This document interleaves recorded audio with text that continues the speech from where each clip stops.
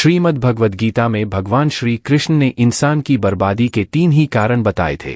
मनुष्य की बर्बादी के ये कारण आज भी की सटीक है। कहते हैं कि मनुष्य यदि अपनी बर्बादी के कारण को जान जाए तो वह अपने जीवन को सुखमय बना सकता है। गीता में भगवान श्री कृष्ण ने बर्बादी के इन 3 कारणों पर विशेष बल दिया है। भागवत गीता के बताए गए मनुष्य की बर्बादी के ये 3 कारण आज हर मनुष्य को जानना चाहिए। यह कोई मैं नहीं बता रहा बल्कि गीता में ऐसा वर्णन मिलता है। क्या आप जानते हैं कि मनुष्य की बर्बादी के 3 कारण कौन कौन से हैं? प्राचीन काल में एक शाही परिवार में एक लड़के का जन्म हुआ। कम उम्र में ही शाही ठाट से दूर गुरुकुल में भेज दिया था। गुरुकुल में यह बालक सबसे होनहार था। उसने वेदों और शास्त्रों का अध्ययन किया। गुरुकुल में अभी उसकी शिक्षा समाप्त भी नहीं हुई थी कि उसके माता पिता और सभी भाई बहन प्राकृतिक आपदा में मारे गए। शिक्षा समाप्त करने के बाद इस बालक ने प्रण लिए कि उसका सारा जीवन लोगों की भलाई में ही बीतेगा। अब इस सन्यासी ने अपनी सारी महत्वाकांक्षा त्याग दी। वह सांसारिक वस्तुओं को छोड़कर हिमालय की जंगलों में चला गया। उसने लंबे समय तक तपस्या की। धीरे धीरे इस सन्यासी की चर्चा सभी जगह होने लगी। उस राज्य का राजा बहुत ही क्रूर व्यक्ति था। राजा ने सन्यासी से भेंट करने की ठानी, जिसके बाद राजा उस सन्यासी से इतना प्रभावित हुआ कि उसने अच्छाई की राह पर चलने की ठान ली। राजा मन ही मन सोचने लगा कि अगर ये सन्यासी मुझे चंद मिनटों में ही इतना कुछ बदल सकता है तो यदि ये मेरे पास रहने लगे तो मेरी जिंदगी ही बदल जाएगी। इसके बाद राजा ने सन्यासी से अपने साथ चलने के आग्रह करने लगा।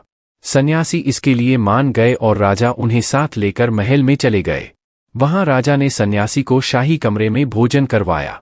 सन्यासी ने राजा का धन्यवाद किया और जाने की आज्ञा मांगी, जिस पर राज ने कहा, आप हमारे बगीचे में हमेशा के लिए रह सकते हैं। सन्यासी ने राजा के प्रस्ताव को स्वीकार कर लिया। बगीचे में सन्यासी के लिए एक कुटिया बना दी गई। राजा ने भी सन्यासी की खूब सेवा की। कुछ समय बाद अचानक राजा और रानी अपने पड़ोस के राज्य में चले गए।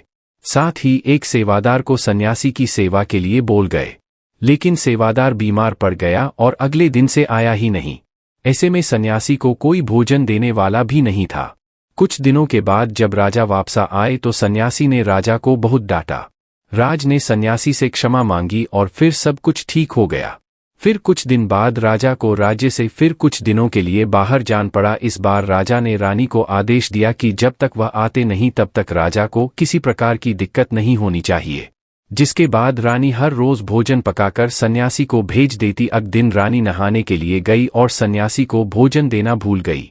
जब भोजन नहीं आए तो सन्यासी सोच में पड़ गया कि और वह खुद महल में जाकर देखा। सन्यासी की नजर रानी पर पड़ी। उसने रानी के अद्भुत रूप को देखकर चकित हो गया। सन्यासी रानी की सुंदरता को भुला न सका और उसने खाना पीना छोड़कर अपनी कुटिया में पड़ा रहा। राजा जब वापस लौटे तो उसे सन्यासी के हाल का पता लगा। राजा ने जब सन्यासी से ये सब पूछा तो उसने कहा कि मैं रानी की अद्भुत सुंदरता का कायल हो गया हूँ।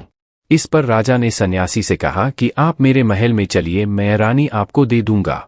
कुछ दिनों के बाद रानी ने उस